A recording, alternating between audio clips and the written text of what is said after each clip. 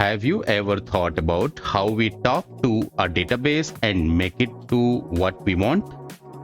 That's where T-SQL comes in. It's the language used to work with Microsoft SQL Server. Whether you want to get data, update records, or apply logic, or write complex business logic, T-SQL helps you do it all. In this video, we will understand what T-SQL is, why we need it, and go through some basics like how to write a simple T-SQL block, how to use variables, and how to apply if-else conditions.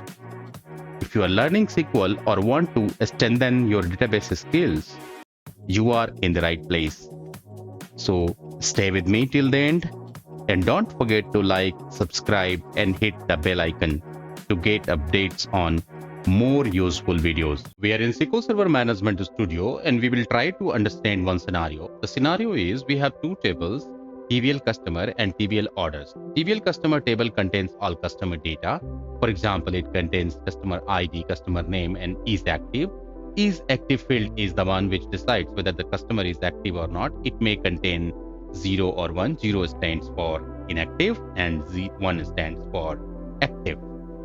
And the order table contains all order data. This contains customer ID, product ID, quantity, and order date. What is the scenario? The scenario is we first go to check whether the customer exists there in customer table or not. If it exists, then we also check whether that customer is active or not. There is a possibility that even if that customer exists in the customer database table, it is inactive. It is not active. So if we meet both of our conditions, that the customer exists and at the same time the customer is active as well, then we do what? We will take that record and we will insert that record back to the order table in order to have that customer has placed the order. Make sense?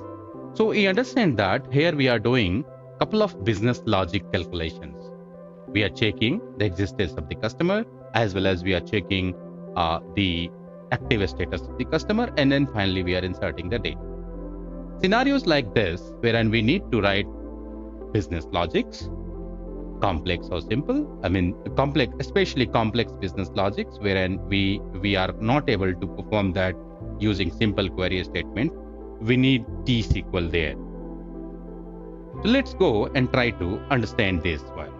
Let's go and create this table. Selecting this script, the table gets created. Again, we are going to insert some data into this table. Data have been inserted. Let's check the customer's data here. We see that we have inserted 8 customers data. 1 Rajkumar, he is active. 2 Sumit Verma, inactive, not active. 3 Neha Sharma, active. 4 Naina Joshi, not active. 5 Lina Roy, active, and like this. Let's go and create this order table as well. We have created the order table here. Now, let's go and try to understand the script. The script wherein we are declaring some variable. In today's session, I will discuss with you how to declare variables. I have already declared here, so it is very easy if you are having any programming language background, you know pretty well.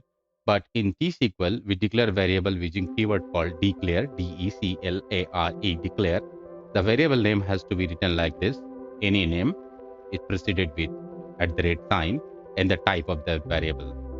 Make sense? And you can create multiple variables with one declare syntax. So we have written one time declare, and then the first variable type, comma, second variable type, comma, third variable and type. So it's not necessary that for each variable declaration you have to write declare. Although if you are writing, it is not a problem. This is the statement through which we are setting some values. So we are customer ID. We are setting customer ID 3 here. Let's check if we have any customer ID or not. So we have customer ID 3, which is active also. Makes sense. So, and then we are having a product ID 5, and then quantity is 500. Here we have written a couple of things. This is something called try catch. So in SQL Server T-SQL, we can write try catch as well. Try catch ensures that if you are facing some issues, let's say during doing those operations, it will catch the error that you have encountered any. And then since you are performing some critical operation, it will be rolled back as well. So I'm using two things. One is the try catch thing and the second is transactions. So transactions we can write is begin trans, and then we have, this is the transaction area. So the transaction which you have begun can be committed or can be rolled back. So based on the condition, we'll roll it back or we will commit it. So try to understand. This is begin try, and within which everything is there. And then this is transaction. Within this transaction, you are checking if exists.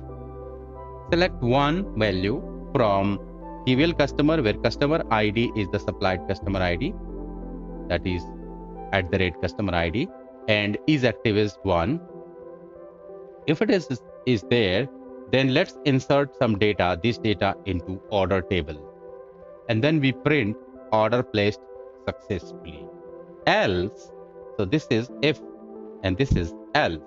Else we will simply print customer does not exist or not active, order not placed, and then we will do commit of that. And then by chance if any issue or any error comes in our operation, then it will catch here in begin catch, and then it will roll back with that error, that some error occurred. For example, we made some mistake, we did some divide by zero thing or anything like that in this area, so it will roll it back. Make sense? It will catch it and it will roll it back. So let's go and keep some incorrect customer ID. So for example, 43 customer ID I'm going to take. So let me select and then hit this button. So it shows customer does not exist or is not active, order not placed. Why? Because it came to the if part, but it did not find any customer having customer ID 43, because we do not have any customer having customer ID 43. You can check here. So this time, let's go and give a valid customer ID. So let's go and this time give a customer ID called 5, and then let's go and execute this. So order placed successfully, one row affected. And then you can actually check, select all from trivial orders, and you see that customer ID 5 records has come here. Customer ID 5, product ID 5, quantity 500, and current date. Make sense? So what we have learned from this example is, especially the cases where we need to do complex business logics, we really need T-SQL stuff. We need to have some sort of programming thing, and that's where T-SQL steps in. Make sense? Let's define T-SQL. The T-SQL, which is also called TransactSQL, structured query language, it's a Microsoft proprietary extension of SQL and used primarily with T-SQL Server. It enhances the standard SQL by adding programming features, enabling developers or DBA to write more complex and efficient queries and business logic. So we have already seen one example just a couple of minutes back, wherein we saw that we could do some sort of business logic there in SQL Server. This allows use variables, write conditional logics, use loops, or handle errors or control transactions. We have already seen couple of things out of it. We have used if-else, we have used errors handling, or we have used transactions as well. Make sense? Question coming is why we need T-SQL. T-SQL adds logic to your data operations. So SQL can only ask for data. You can perform select, insert, update, delete. But with the T-SQL, you can make decisions based on the data. You can do complex business logic operations. Secondly, it helps you automate and reuse the code. So you have written the business logic in some stored procedures on some functions or somewhere that can be utilized and used so many times. So it helps you automate your code to reuse. It protects data integrity through transactions. So we have seen that we could write the code under transactions, begin, trans, and rollback or commit. So if any error occurs, so what happens? It rolls back. So either 0 or 100%. If it gets succeeded, so it will be 100% success. Otherwise, it will be rolled back to its 0 state, previous state. It helps you handle errors gracefully. We have seen that we could introduce try catch. Using that, if you are facing some issues or you are introducing some error while executing the code, so it will be caught gracefully and it will be handled. So that's where we need T-SQL in that case. It boosts the performance by moving logic to server. So what happens if you are working in an environment wherein there is an application of yours which talks to database, and let's say it's the web application. So for every request, it has to go to the web and come back and brings data from web. And then it has to do the business logic in front end, in UI. So this is one model. So what happens every time it has to go and bring the data from database and do the business logic checks in the UI. Instead, what you can do, you can transfer this whole business logic to the database itself, to the server itself. So the amount of data getting transferred over the network will be quite less. All you require is to just request an execution of that business logic, and that business logic will get executed at server level. So on transit or over the network, the less data will travel, and that's how we achieve faster performance. Make sense? So that is possible using T-SQL. It enables complex reporting and analysis. So T-SQL provides advanced tools like window functions, CTEs. Many of them we have seen already, pivot, and there are essential reporting dashboards, analytical and database warehouses. So these were a couple of reasons why we need T-SQL. First of all, let's talk about variables in T-SQL. T-SQL variables are used to store temporary data during the execution of the batch scripting. This is the way that you declare variable name and data types. Let's go and see this in detail. I'm back in SQL Server Management Studio, and this is the way that we can declare variable. We have to write DECLARE, declare, and then the variable name. So if you want to declare two variables, customer ID and product ID, so you can write declare customer ID or a type of this, declare product ID and the type of this. And if we want, we can only write declare at one time. So declare customer ID and then comma product ID in type. So these are the two ways that we can declare variable. The type can be anything, whatever data types that you have already seen existing in SQL Server.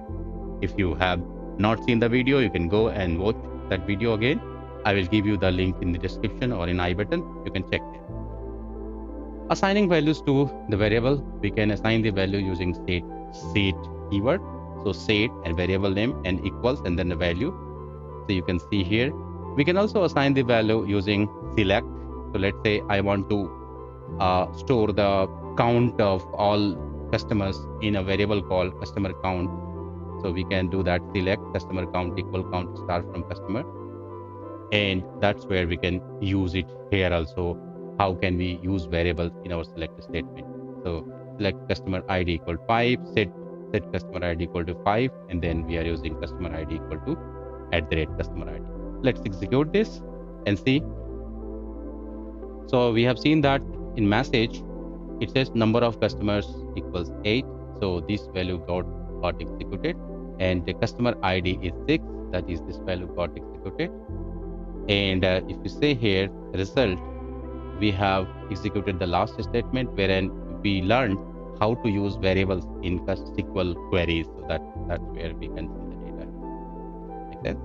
If else is a selection construct wherein your program flow goes either of the ways. If the condition satisfies, it goes in if block. If it isn't satisfied, then it goes to else block. So they are the basic building block of any programming language, and so T-SQL also has this if else. The way that we write if else in T-SQL is if and then condition, and then here it starts with begin and end. This is begin and end of if condition, and then if condition doesn't satisfy, then it comes in else, and this is the begin and end of else. So this is how we write if else in T-SQL. Let's go and see this in action. I am back in SQL Server Management Studio, and you see this is one example that we have taken of simple if.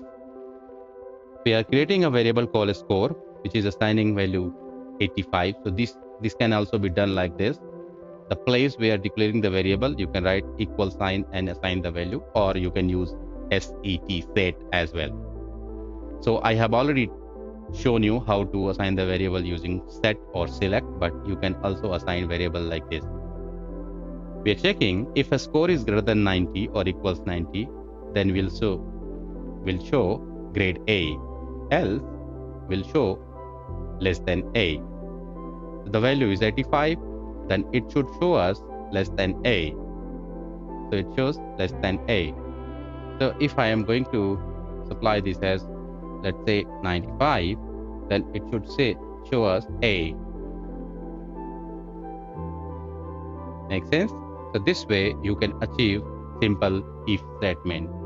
We can also write complex nested if statement. So here we are declaring again a variable score1 and assigning this with 75.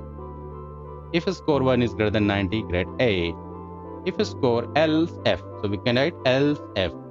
And you notice here that I have not written any begin or end. If you have just one statement, then you can ignore writing begin or end. But if you have multiple statement, then you have to write begin and end for every if or else. Make sense? So if else F, if a score is greater than or equal to 80, then grade B. Else F, if score is greater than 70, then grade C, and otherwise grade F. So right now it is 75. Let's see. It shows grade C because the value is 75 and it is greater than 70 but less than 8. Make sense? So this way we can achieve if else. That was a quick start to understand T-SQL. What is it, why we need it, and how to use things like variable and if else. T-SQL is a powerful tool and this is just the beginning. There are so much more to explore. If you found this video helpful, please give it a like, share it with your friends or colleagues, and drop a comment if you have any question or want me to cover a specific topic. And don't forget to subscribe to the channel and press the bell icon so you never miss out on more practical and beginner-friendly SQL videos coming your way. Thanks for watching, and I will see you in the next one.